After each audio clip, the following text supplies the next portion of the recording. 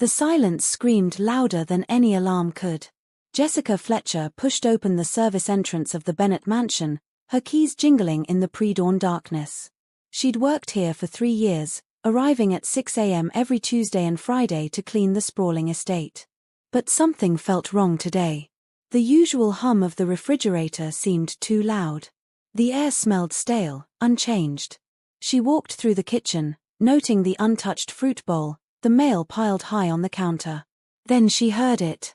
A small, weak cough from upstairs. Jessica's heart lurched. She took the stairs 2 at a time, her worn sneakers silent on the carpet. Lily's bedroom door stood ajar. Inside, the 7-year-old girl lay tangled in sweat-soaked sheets, her small body trembling. Her blonde hair stuck to her forehead, her lips cracked and pale. Lily. Jessica rushed to the bedside, pressing her hand against the child's burning forehead. The fever was dangerously high. Baby, where's your daddy? Where's your grandmother? Lily's eyes fluttered open, glassy and unfocused. Gone, she whispered. Everyone's gone. Jessica's hands shook as she pulled out her phone. On the nightstand, she spotted a letter with an official seal. She grabbed it, scanning the words that made her blood run cold. Eviction notice. Asset seizure. All staff terminated effective immediately. But none of that mattered now. This child was dying. She didn't think about her own bills. She didn't consider that she'd already been let go, that she had no legal right to be here. She didn't hesitate to wonder if this was her responsibility. Jessica scooped Lily into her arms, grabbed the child's medical papers from the desk, and ran. The early morning air bit at her face as she carried Lily to her old sedan. The girl weighed almost nothing. How long had she been alone like this? How long had she been sick without anyone noticing? Jessica's mind raced as she drove, running red lights, her heart pounding. The hospital was 12 minutes away. 12 minutes that felt like forever. Stay with me, Lily, she whispered, glancing at the rearview mirror. The child's breathing was shallow, rapid. Stay with me, baby. I've got you now.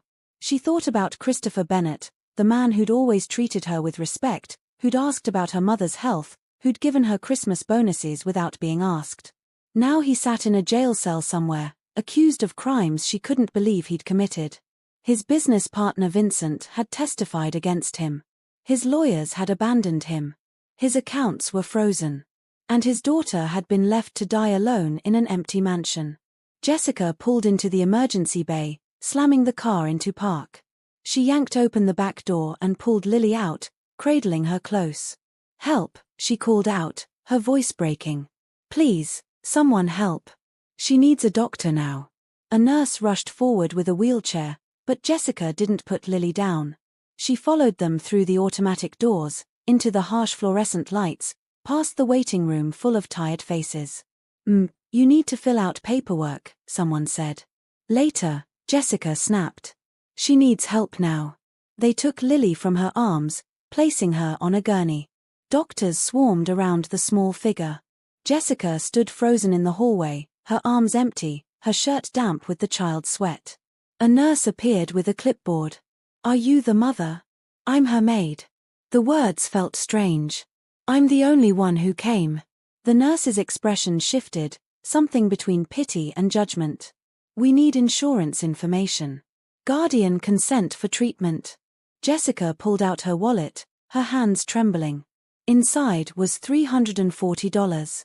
Her rent money. Her grocery money. Everything she had until her next job came through. Use this, she said, holding out the bills. Whatever she needs. Just help her. Please. Have you ever had to choose between your own survival and saving someone else? What would you have done in Jessica's place? Share your thoughts below, and if this story moves you, subscribe to see how one woman's courage changes everything. The waiting room chairs were designed for discomfort. Jessica had been sitting in the same spot for 4 hours, watching the clock on the wall tick forward with agonizing slowness. Phone buzzed periodically with text messages from friends wondering where she was, if she'd heard about any new job openings. She ignored them all. Through the small window in the emergency room doors, she could see nurses moving back and forth. None of them came to update her. She was nobody to them. Not family. Not guardian. Just a maid who'd brought in a sick child. Finally, a doctor emerged. She was a tall black woman in her 50s, her hair pulled back in a neat bun, exhaustion evident in the lines around her eyes. Ms. Fletcher. She glanced at her chart. I'm Dr. Patricia Hughes. You brought in Lily Bennett. Jessica stood so fast her vision swam. Is she okay? Please tell me she's okay. Dr. Hughes gestured for her to sit, taking the chair beside her. That simple act made Jessica's stomach drop. Doctors only sat down when the news was bad. Lily has bacterial pneumonia, severely dehydrated, and she's malnourished. Her immune system is compromised. Dr. Hughes spoke carefully, professionally. How long has she been alone? I don't know. Jessica's voice cracked. I clean the house twice a week. Last Friday everything seemed normal. Her father was already in custody, but the grandmother was there, and the nanny, and the cook. Today, everyone was gone. 5 days. Dr. Hughes shook her head. A 7-year-old child, sick and alone for 5 days. The weight of those words pressed down on Jessica's chest. 5 days. While she'd been at home, worrying about her own problems, Lily had been dying in that big empty house. What does she need? Jessica asked. What's the treatment? For antibiotics, fluids, observation for at least 48 hours. Maybe longer depending on how she responds. Dr. Hughes paused. The bill will be substantial. Do you have the family's insurance information? Jessica pulled out the medical papers she'd grabbed from Lily's room. Dr. Hughes reviewed them, her frown deepening. This policy was terminated 3 days ago. She looked up. Someone cancelled the family's health coverage. Vincent. It had to be Vincent. He'd orchestrated everything, stripping Christopher of every resource, every support system. And now he'd endangered a child's life. How much? Jessica asked quietly. The emergency treatment alone is around $8,000. If she needs to stay longer, if there are complications, it could be $20,000 or more. The number hit Jessica like a physical blow. She made $15 an hour. She had $340 in her wallet and maybe $800 in her checking account. She had no insurance of her own. No savings. No family to borrow from. But she looked at Dr. Hughes and said, whatever she needs. I'll figure it out. Dr. Hughes studied her for a long moment. You really care about this child. She's a good kid. She doesn't deserve this. Jessica's voice hardened. None of this is her fault. No, it isn't. Dr. Hughes stood. The hospital has financial aid programs. I'll have someone from billing speak with you. In the meantime, Lily is stable. Would you like to see her? Jessica followed the doctor through the maze of corridors. The pediatric ward was painted in cheerful colors, murals of cartoon animals dancing across the walls. It felt obscene given the circumstances. Lily's room was small, dominated by medical equipment. The child looked even tinier in the hospital bed, and 4-line running into her small arm, oxygen tubes in her nose. But her eyes were open. Jessica. Her voice was barely a whisper. Hey, sweetheart. Jessica moved to the bedside, taking Lily's free hand. How are you feeling? Tired? Cold? Lily's lower lip trembled. I want my daddy. I know, baby. I know. Jessica smoothed the hair back from Lily's forehead. The fever had broken, at least. He wants to be here. He's trying. Everyone left me. Tears spilled down Lily's cheeks. Grandmother said she couldn't stay. The nanny said she didn't get paid. Even Mrs. Chen from the kitchen left. I called for help but nobody came. Jessica's throat tightened. I'm here now. I'm not leaving you. Promise. I promise. Lily's eyes drifted closed, her breathing evening out. Jessica settled into the chair beside the bed, watching the rise and fall of the child's chest. A nurse came in to check vitals. Visiting hours end at 8 p.m. You'll need to leave then. I'm staying, Jessica said. Hospital policy requires. I'm staying. Jessica met the nurse's eyes. This child woke up alone for 5 days. She's not waking up alone tonight. The nurse opened her mouth to argue, then seemed to reconsider. She left without another word. Jessica pulled out her phone. She needed to call the jail, needed to reach Christopher somehow. He deserved to know his daughter was safe, that someone was fighting for her. But first, she needed to figure out how to pay for this. She opened her banking app, staring at the numbers that represented her entire safety net.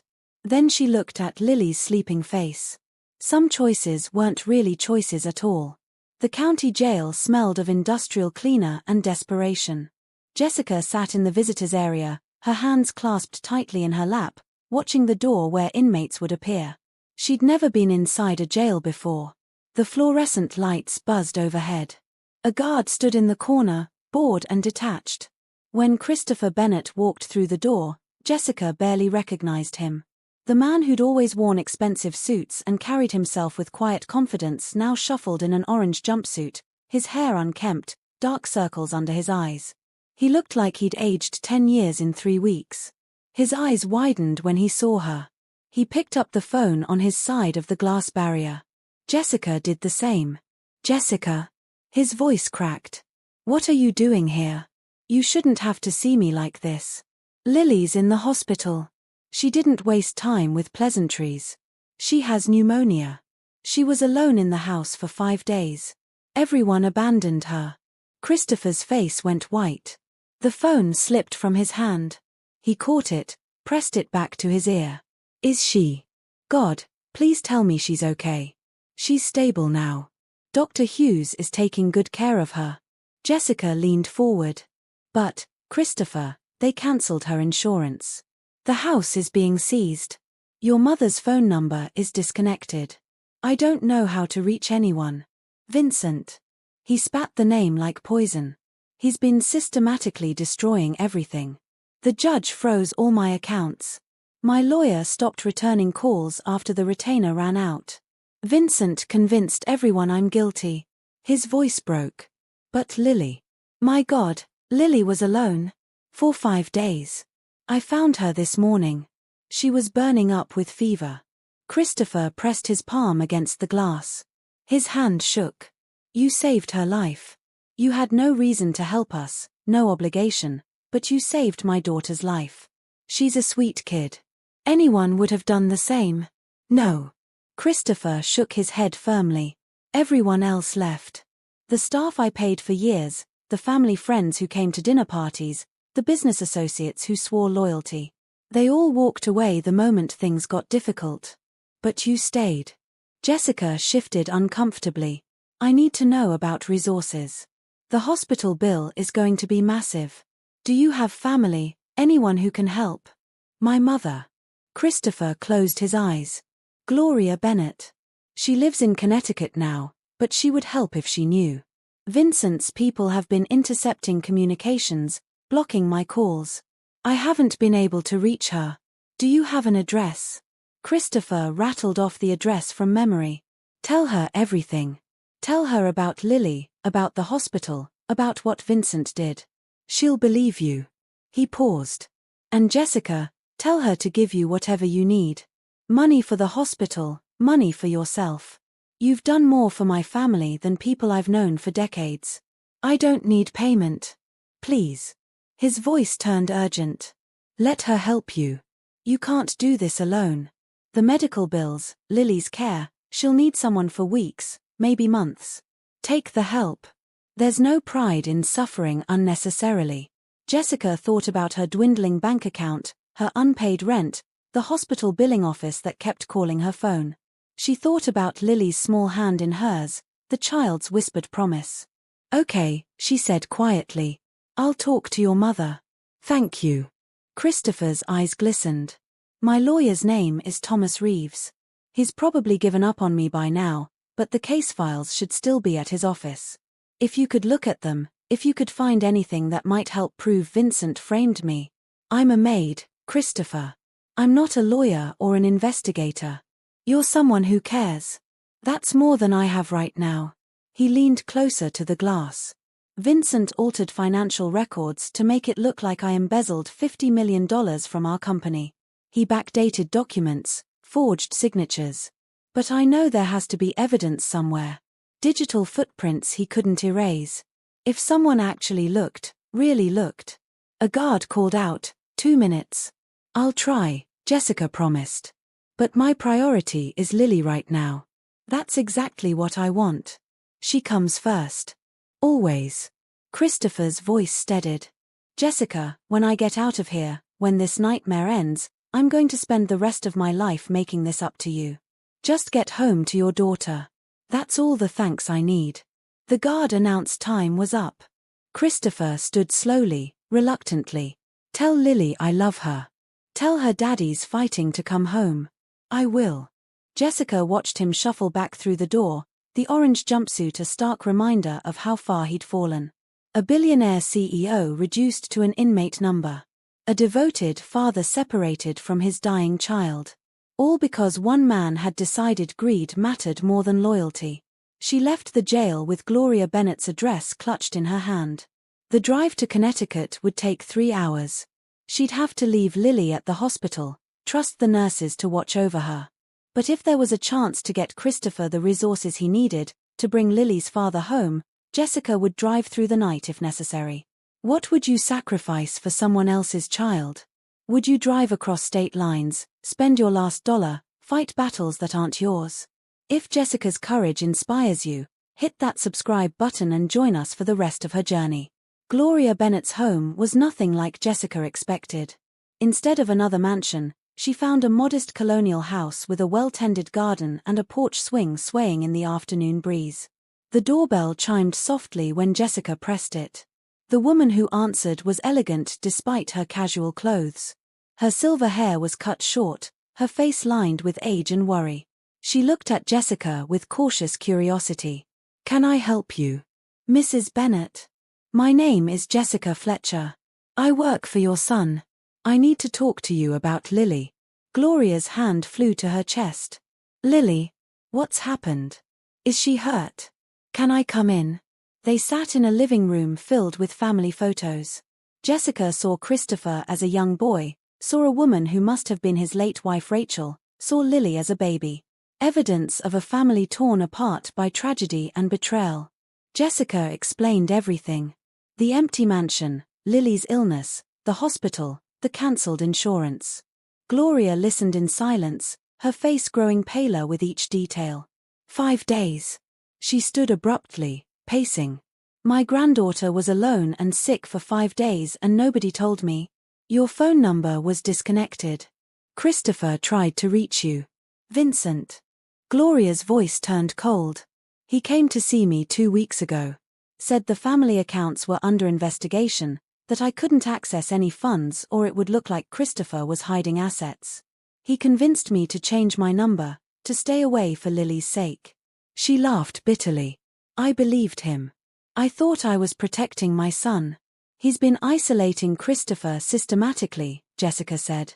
Cutting off every support, every resource. Gloria turned to face her. You said you work for Christopher. But you found Lily this morning. Why were you at the house? Jessica hesitated. I was let go 3 weeks ago along with the rest of the staff. I kept my keys. I went back to check on things. So you had no job, no reason to be there, but you went anyway? Gloria studied her intently. And when you found my granddaughter sick, you took her to the hospital using your own money? She needed help. You're not family. You barely knew her.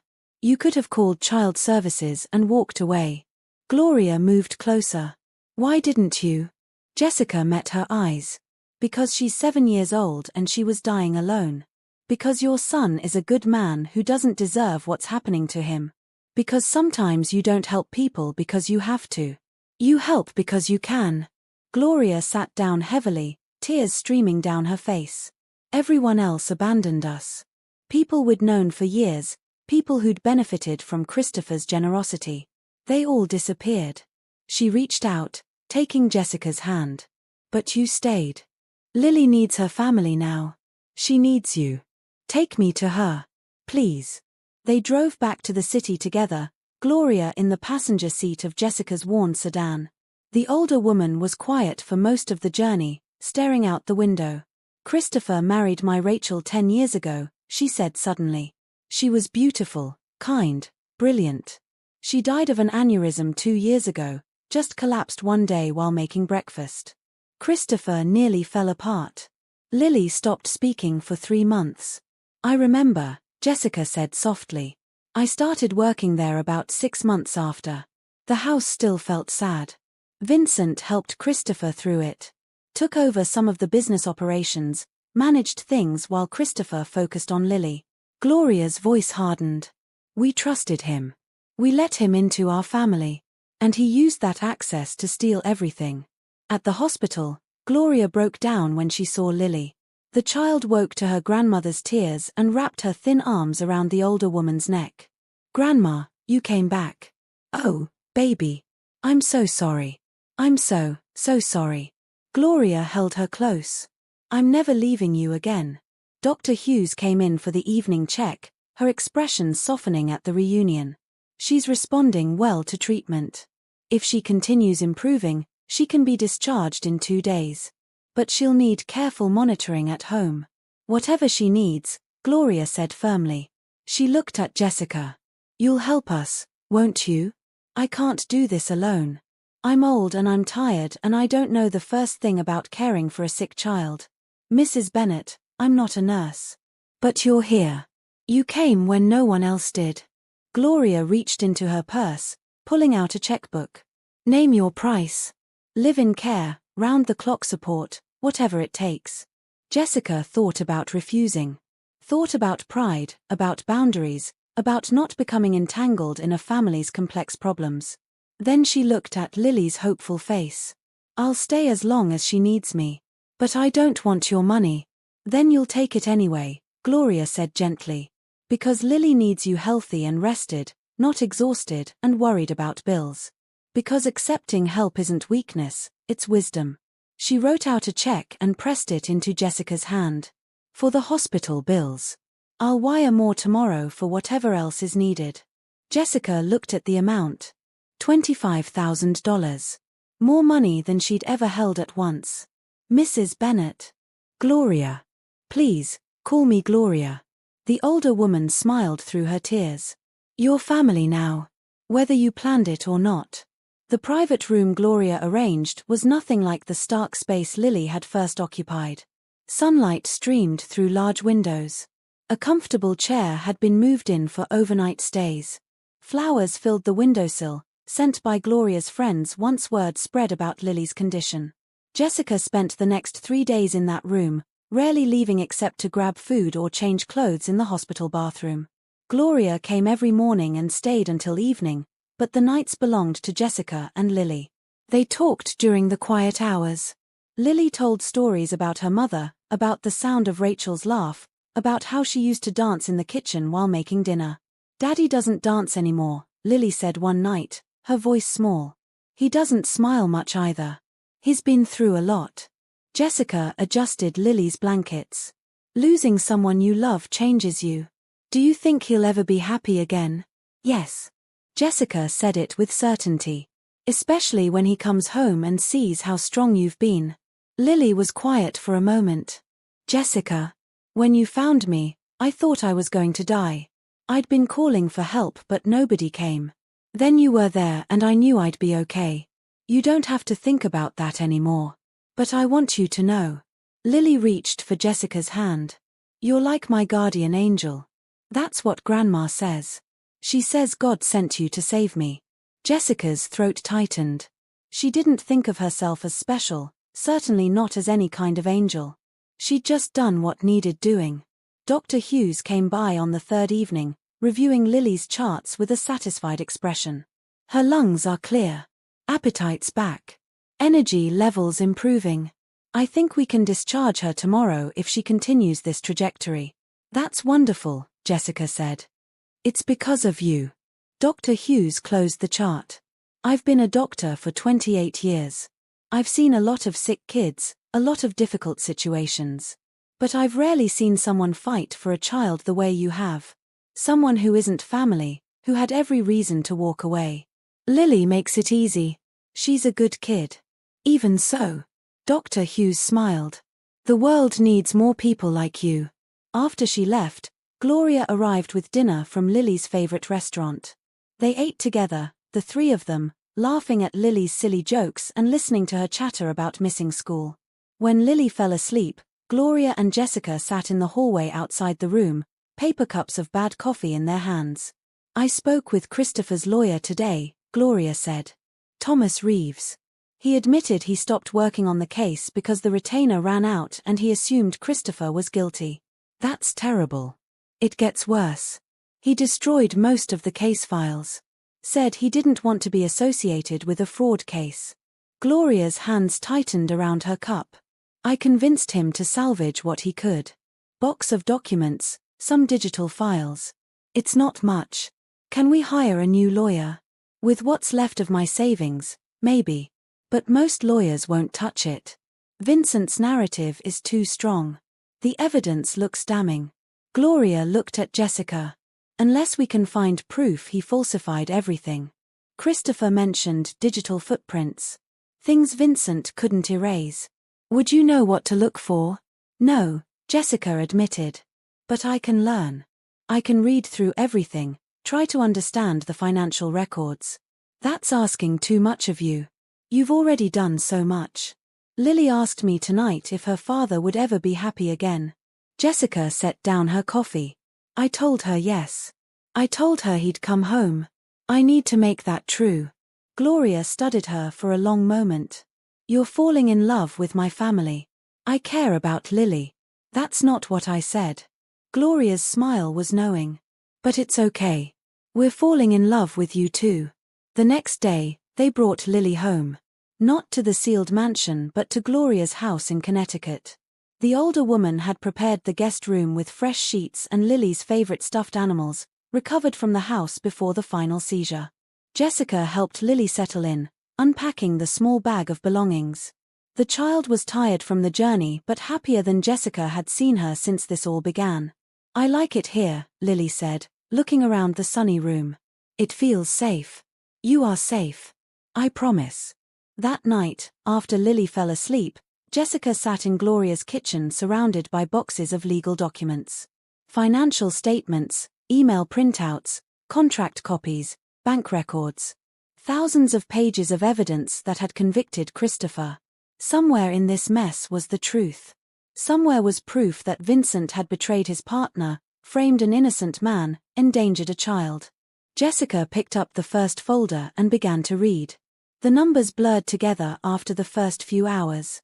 Jessica sat at Gloria's dining table, papers spread in organized chaos around her, a yellow legal pad filling with notes. She'd never studied finance, never worked with spreadsheets or corporate documents. But she understood patterns. She understood when things didn't add up. And Christopher's case was full of things that didn't add up. Gloria brought coffee at midnight. You should rest. Not yet. Jessica pointed at 2 different bank statements. Look at this. The prosecution claims Christopher transferred money from the company account to his personal offshore account on June 15. But this statement shows his personal account had a deposit on June 14, before the company account shows any withdrawal. Could be a processing delay? Maybe. But it happens 17 times. 17 transactions where the money appears in his account before it supposedly leaves the company. Jessica flipped through more pages. Either Christopher has a time machine or someone backdated the company records. Gloria leaned over, studying the documents. Vincent had full access to the financial systems. Christopher trusted him completely. What about digital records? Email timestamps, server logs? Thomas said he requested them, but the IT department claimed they were corrupted during a system upgrade. Gloria's voice turned bitter. Convenient, isn't it? Jessica made another note. Who handled the system upgrade? I'd have to check the company records. Gloria pulled out her phone.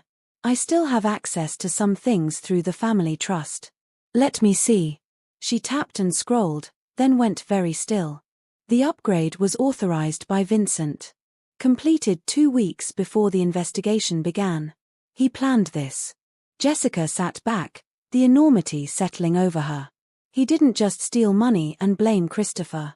He systematically prepared for months, maybe years. Deleted evidence, altered records, positioned himself to control the narrative. How do we prove it? We need the original records. Before they were altered.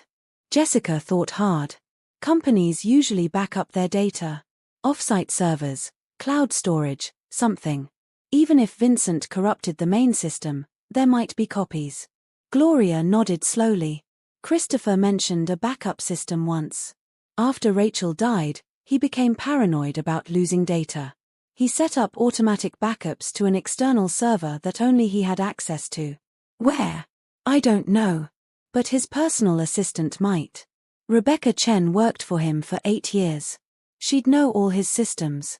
Jessica remembered Mrs. Chen from the kitchen, one of the people who'd left Lily alone. Her jaw tightened. Would she help us? For the right price, maybe. Gloria's expression hardened.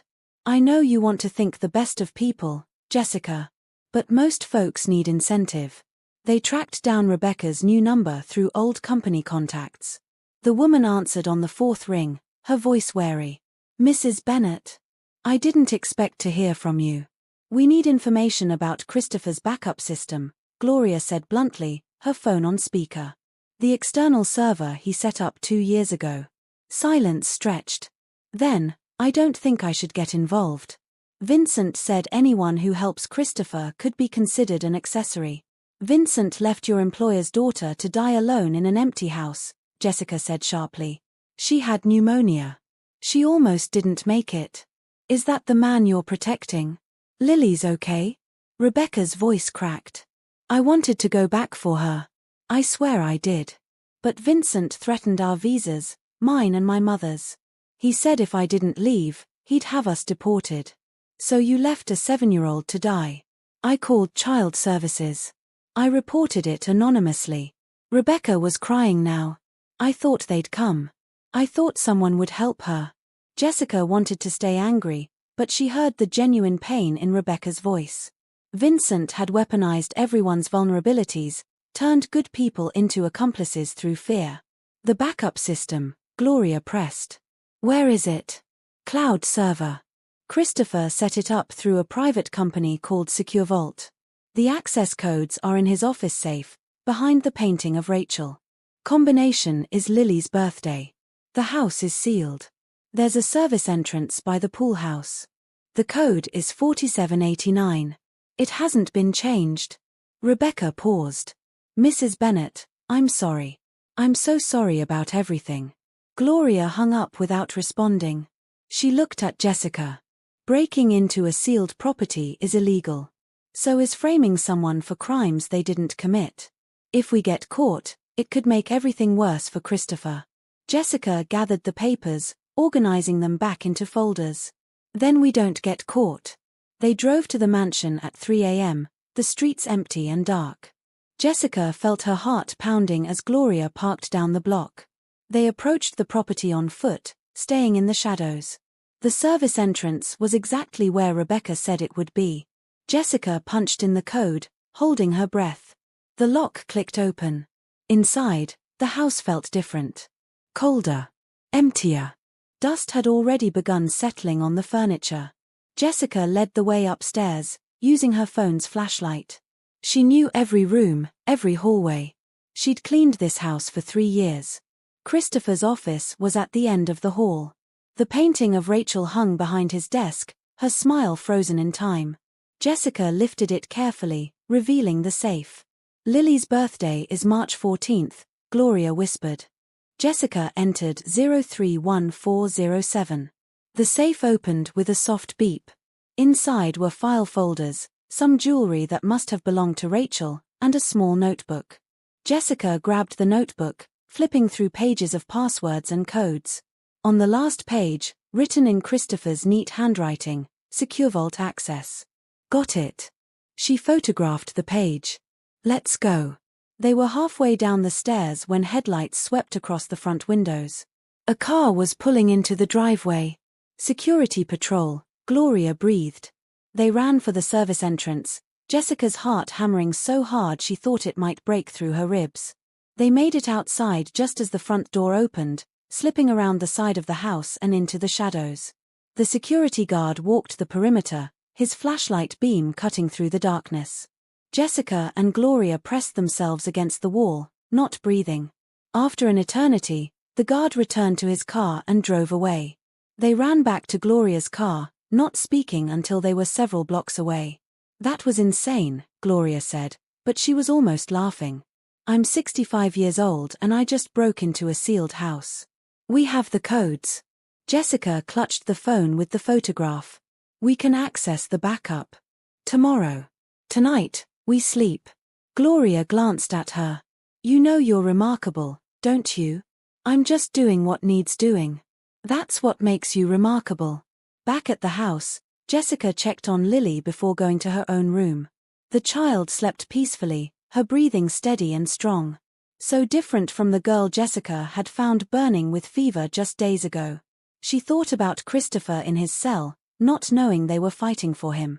Not knowing how close they were to the truth. "Soon," she promised silently. "Soon you'll be home." The SecureVault interface was surprisingly simple.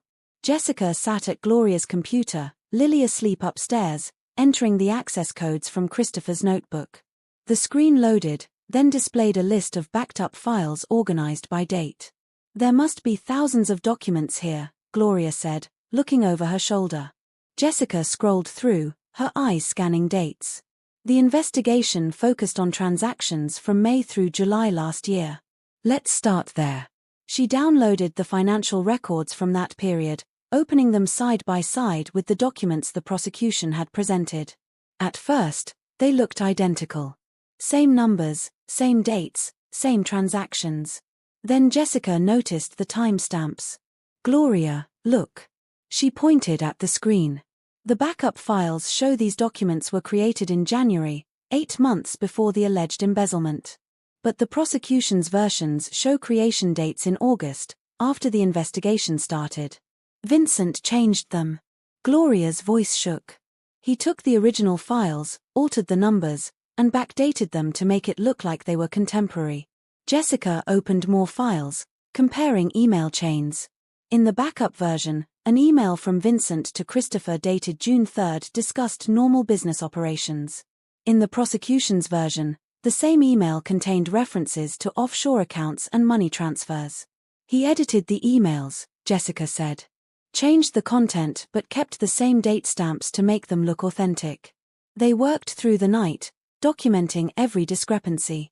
By dawn, they had a comprehensive comparison showing systematic alteration of over 200 documents. "This is it," Gloria whispered. "This proves Christopher is innocent. We need to take it to a lawyer. Someone who can present it properly."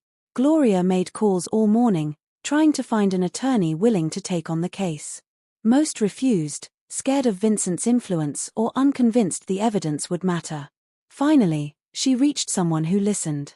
Jennifer Morrison was a defense attorney in her 40s, known for taking difficult cases. She agreed to meet them that afternoon at her office. Morrison reviewed the documents with sharp attention, making notes as Jessica explained how they'd found the backup server. When they finished, she sat back in her chair. "This is strong evidence of document manipulation," she said carefully. "But we have a problem. You obtained these files by breaking into a sealed property. Any evidence gathered illegally is inadmissible in court."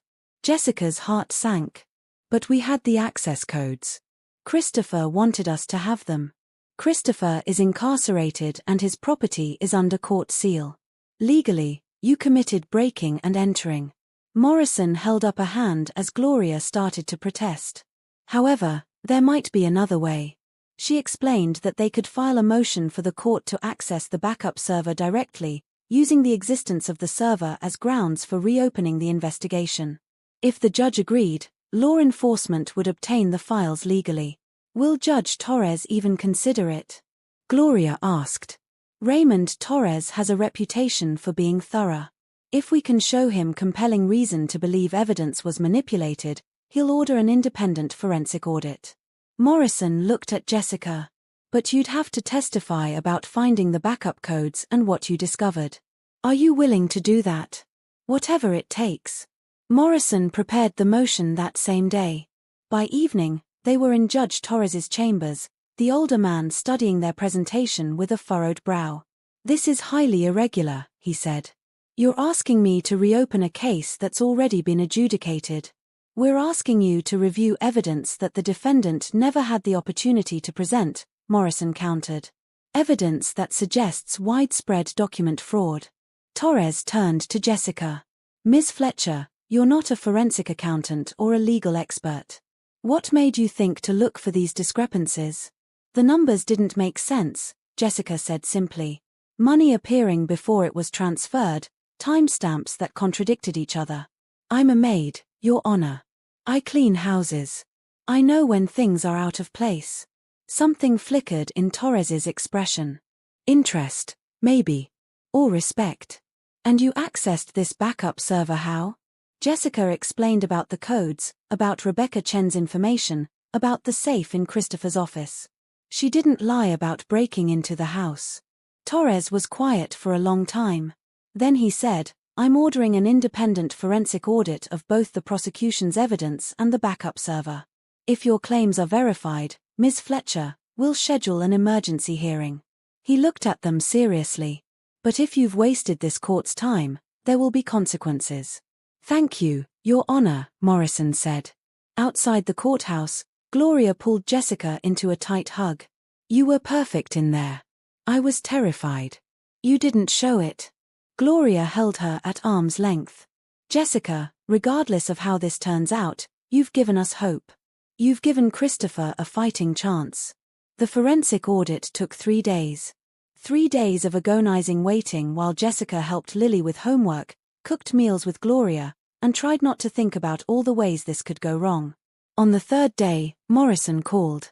"The audit confirmed everything," she said, her voice vibrating with excitement.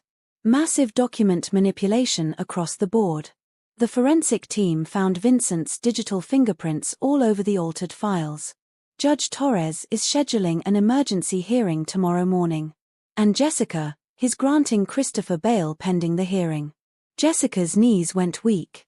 She sat down hard on the kitchen chair. "He's coming home. He'll be released at 6 p.m. today." After she hung up, Jessica went to find Lily. The girl was in the garden, drawing pictures at the patio table. "Lily, I have something to tell you." Lily looked up, her eyes worried. She'd learned to be afraid of serious conversations. "Your daddy's coming home today." The crayon fell from Lily's hand. "Really? For real? For real?" Lily launched herself at Jessica, wrapping thin arms around her waist. "You did it. You saved him like you saved me. I had lots of help.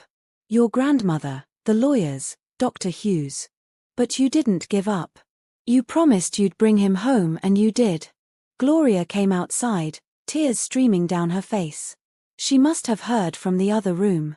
The 3 of them stood together in the sunshine, holding each other, crying and laughing. Christopher was coming home. If you're crying too, you're not alone. Sometimes one person's courage can save an entire family.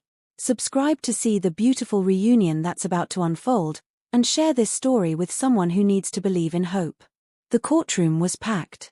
News of the document fraud had leaked, and journalists filled the back rows, cameras ready. Jessica sat behind the defense table, Lily pressed against her side, Gloria on the child's other side. Christopher sat with Jennifer Morrison, wearing a borrowed suit that hung slightly loose on his thinner frame. Vincent Caldwell sat across the aisle with his lawyers, his expression confident. He hadn't seen the evidence yet. He didn't know his careful scheme was unraveling. Judge Torres entered, and everyone stood. The bailiff called the court to order. "We're here for an emergency hearing in the matter of the state versus Christopher Bennett," Torres began. "The defense has presented new evidence suggesting document manipulation. Mr. Caldwell, as the primary witness for the prosecution, you'll need to respond to these allegations." Vincent's lawyer stood. "Your Honor, this is clearly a desperate attempt to overturn a legitimate conviction. Mr. Caldwell's testimony was truthful and corroborated by extensive documentation. Documentation that appears to have been altered," Torres said dryly. He nodded to Morrison. "Ms. Morrison, present your evidence." Morrison laid it out methodically. The backup files, the timestamp discrepancies, the email modifications, the digital trail leading back to Vincent's computer. The forensic expert testified about the sophisticated but detectable alterations. Jessica watched Vincent's face as the evidence mounted. His confidence cracked, replaced by something cold and calculating. When Morrison finished, Torres turned to Vincent. "Mr. Caldwell, you had full access to the company's financial systems?" "As CFO, yes, but..." Vincent's lawyer tried to intervene, but Torres silenced him with a look. "Did you authorize the system upgrade 2 weeks before the investigation began?" "Standard maintenance. Nothing unusual about it. Yet conveniently, that upgrade corrupted the digital evidence that might have exonerated Mr. Bennett." Torres leaned forward. "Mr. Caldwell, did you alter financial documents to frame your business partner? This is absurd." "I testified in good faith." Morrison stood. "Your Honor, I'd like to call Ms. Jessica Fletcher to testify." Jessica's heart stopped. They hadn't told her she'd be called to the stand. Lily squeezed her hand as she stood, legs shaking, and walked to the witness box. After she was sworn in, Morrison asked gently, "Ms. Fletcher, how long did you work for the Bennett family?" 3 years as their housekeeper. "And you were present during the time period in question, when the alleged embezzlement occurred?" "Yes." "Did you notice anything unusual about Mr. Bennett's behavior? Any signs of guilt or deception?" Jessica thought about those months. Christopher had been grieving Rachel, yes, but he'd been steady. Present for Lily. Kind to the staff. No. He was a good man dealing with loss. He worked hard, came home to his daughter every night, never acted like someone hiding a crime. "And Mr. Caldwell? Did you observe his behavior?" Jessica remembered now, details she hadn't connected at the time.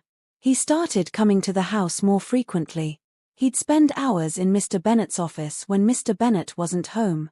He told the staff it was business work, that Mr. Bennett had asked him to handle things while he focused on Lily." "Did Mr. Bennett confirm this?" "I never asked. I had no reason to question it." Jessica looked at Vincent. He seemed like a friend helping during a difficult time. Morrison pulled out a document. "This is a log from the SecureVault backup system, showing every access to the files. Can you identify these dates?" Jessica reviewed them. Her stomach turned. "These are all days when Mr. Bennett was at Lily's school events or doctor appointments. Days when he specifically wasn't in his office. So Mr. Caldwell accessed the backup system exclusively when Mr. Bennett was unavailable to notice?" "It appears so, yes." Vincent's lawyer objected, claiming speculation, but the damage was done. The timeline was damning.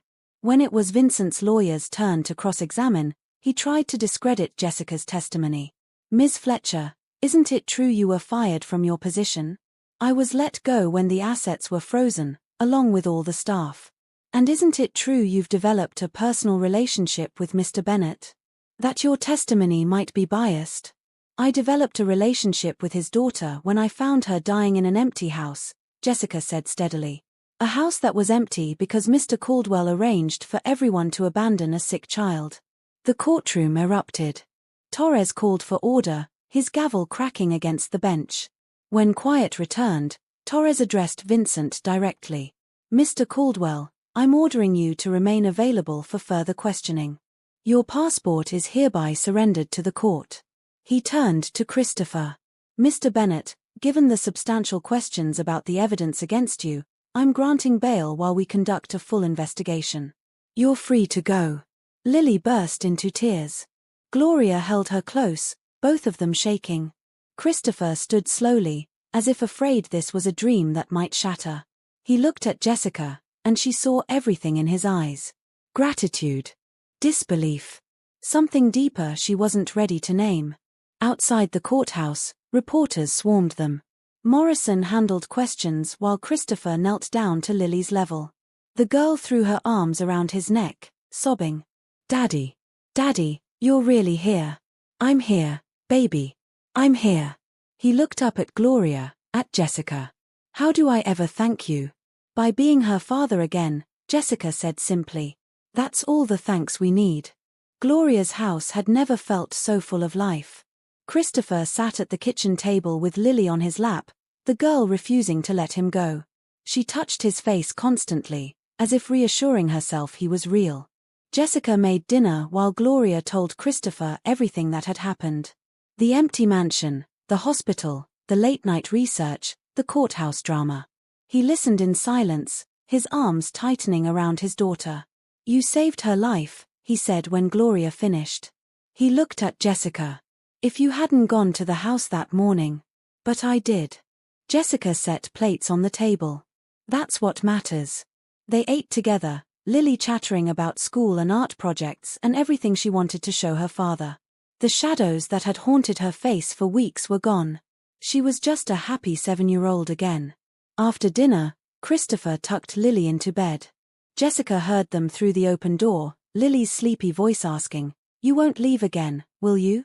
"Never. I promise." A pause. "Lily, I need to tell you something. Jessica helped you when nobody else did. She spent her own money to save you. She fought for us when we had nothing left. Do you understand how special that is? She's my guardian angel. Grandma said so."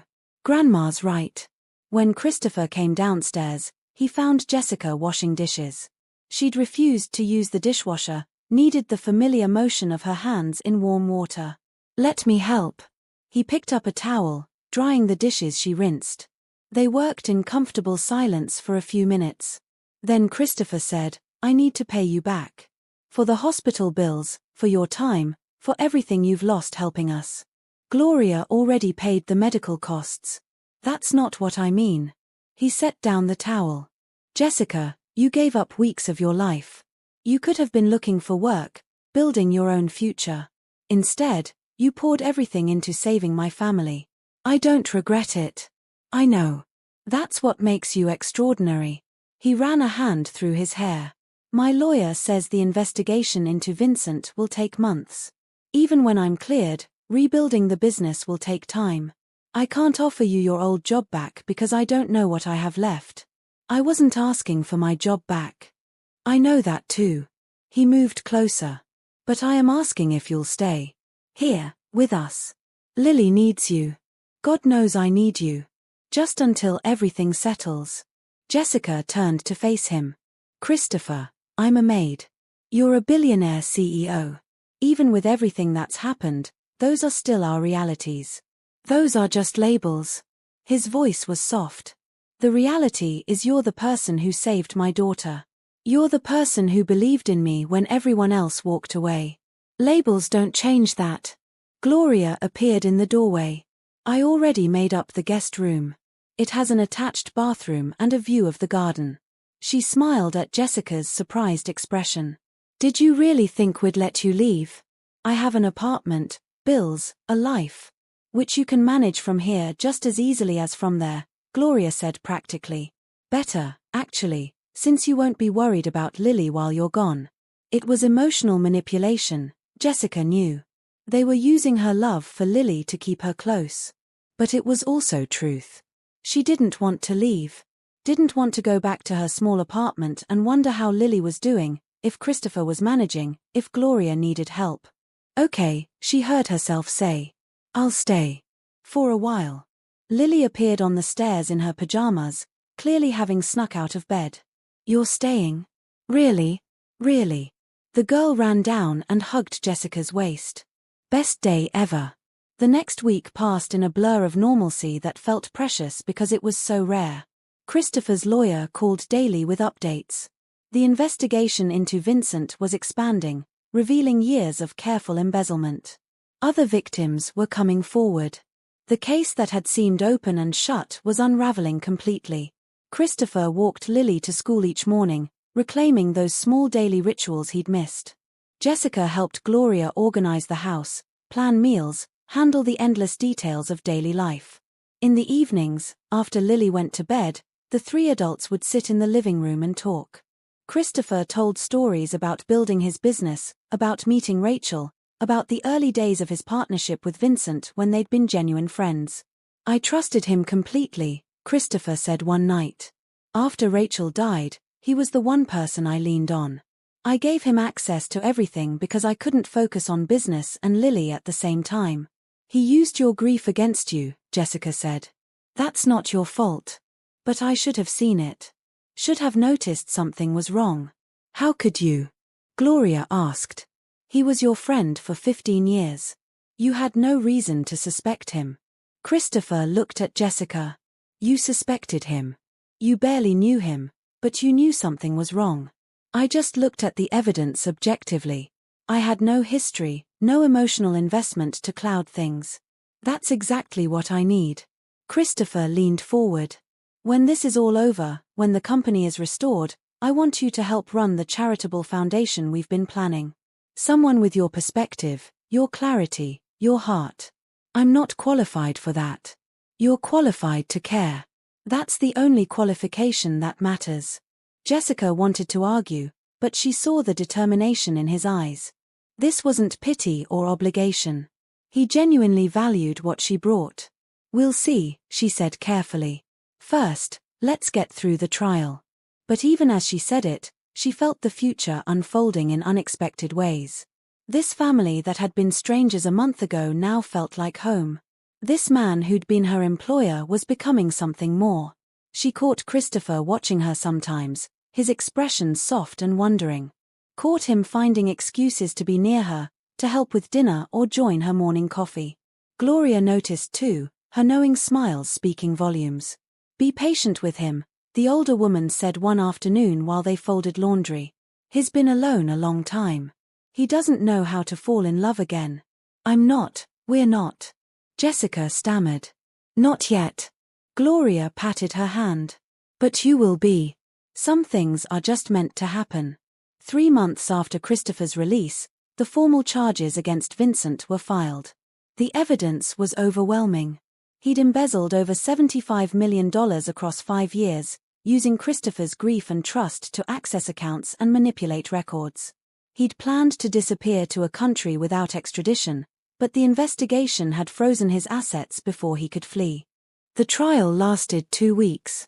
Jessica attended every day, sitting beside Gloria while Christopher was on the stand. She watched him explain his partnership with Vincent, their friendship, his complete blindness to the betrayal. His voice broke when he described learning Lily had been alone and sick. I trusted him with my business, my family, my life, Christopher said. He used that trust to steal everything.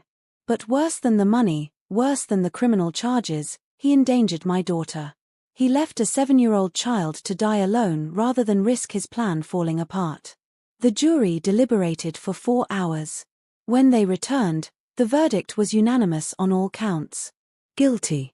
Vincent was sentenced to 20 years in federal prison. His assets were seized to repay victims, with Christopher receiving full restitution. Outside the courthouse, reporters asked Christopher how he felt. Justice was served, he said simply. But justice isn't what saved my family. Kindness did. One person's willingness to help changed everything. He looked at Jessica as he said it. The cameras captured the moment, that long look between them. The photos appeared in every news outlet. Speculation about their relationship dominated tabloids. Christopher Bennett and the maid who saved his life. A modern fairy tale. A scandal waiting to happen. Christopher addressed it head-on at a press conference 2 days later. Jessica Fletcher is not my maid. She's not my employee. She's the woman who saved my daughter's life and fought for my freedom when everyone else gave up. He spoke clearly, directly into the cameras. She's the woman I'm falling in love with, if she'll have me. Jessica watched from Gloria's living room, nearly dropping her coffee mug. Lily squealed with delight. Gloria just smiled. Christopher came home an hour later, letting himself in with the key they'd given him. He found Jessica in the kitchen, flour on her hands from baking cookies with Lily. That was quite a press conference, she said. I probably should have asked you first. Probably. He moved closer. Jessica, I meant every word. You've become essential to my life, to Lily's life. Not because of what you did for us, but because of who you are. I'm still a maid, Christopher. I still clean houses for a living. Actually, you're the director of the Bennett Foundation now. I filed the paperwork yesterday. He pulled out a folder. Full salary, benefits, housing allowance. You'll oversee grants to families in crisis, exactly the kind of help you gave us. Jessica opened the folder, staring at the numbers. This is too much. It's what the position pays. What you're worth. He took her hands. But that's separate from this. From us. I'm not offering you a job to buy your affection. I'm offering you a partnership because you're brilliant at seeing what people need. And I'm telling you I love you because I can't imagine my life without you anymore. Lily appeared in the doorway. Say yes, Jessica. Please say yes. Gloria appeared behind her. What the child said. Jessica looked at this family she'd accidentally become part of. This brilliant, damaged, loving family that had pulled her into their orbit. She thought about the morning she'd found Lily, that moment when she'd decided to help despite having every reason not to. That single choice had changed everything. Yes, she said. To all of it. Christopher kissed her then, soft and careful, like she was precious. Lily cheered. Gloria wiped away tears. 6 months later, they stood in Gloria's garden surrounded by friends and family. Lily wore a white dress, her role as flower girl taken very seriously. Gloria beamed from the front row. Dr. Hughes attended, along with Jennifer Morrison and even Rebecca Chen, who'd apologized 100 times for leaving Lily alone. The ceremony was simple. Jessica wore a cream dress, flowers in her natural curls. Christopher couldn't stop smiling. When the officiant asked if anyone objected, Lily stage whispered, "Don't even think about it." Everyone laughed. They honeymooned in Rachel's favorite place, a beach town in Maine. Christopher had worried it would be too painful, but Jessica insisted. She was part of your life, part of Lily's life. We honor that, not hide from it. They scattered some of Rachel's ashes in the ocean, Lily helping, all 3 of them crying. It felt like closure and opening at once.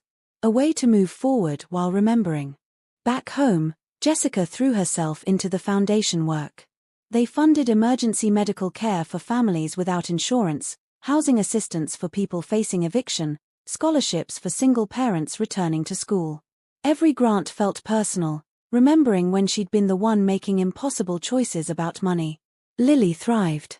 She started calling Jessica Mama Jessica, a compromise that honored both her mothers. She excelled in school, her earlier trauma fading into resilience rather than scars.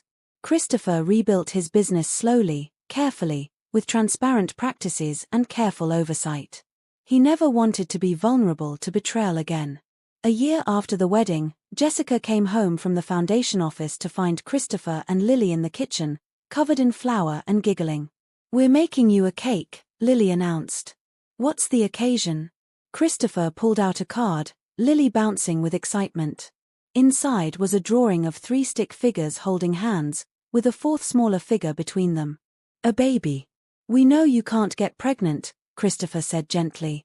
They'd talked about Jessica's medical history early on, the hysterectomy after complications years ago. "But we thought, maybe, if you wanted. There's a little girl at the orphanage," Lily burst out. "She's 5 and her name is Hannah and she has nobody, and could she be my sister? Please." Jessica looked at the drawing, at Lily's hopeful face, at Christopher's patient expression.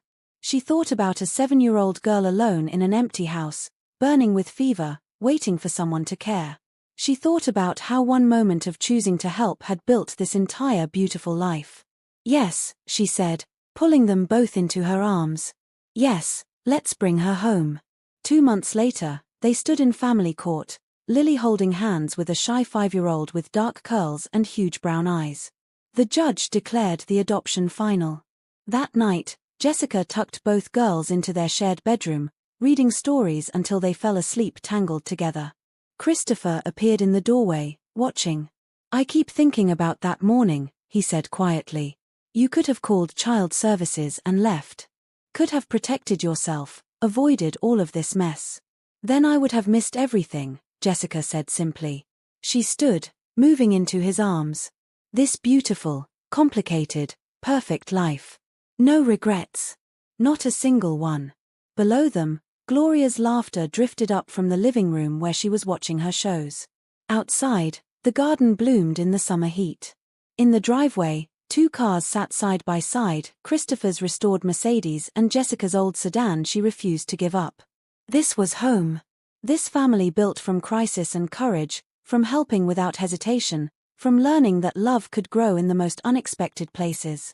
Lily had been right all along. Jessica was a guardian angel. But the truth was, this family had saved her just as much as she'd saved them. They'd saved each other. And that was the greatest gift of all.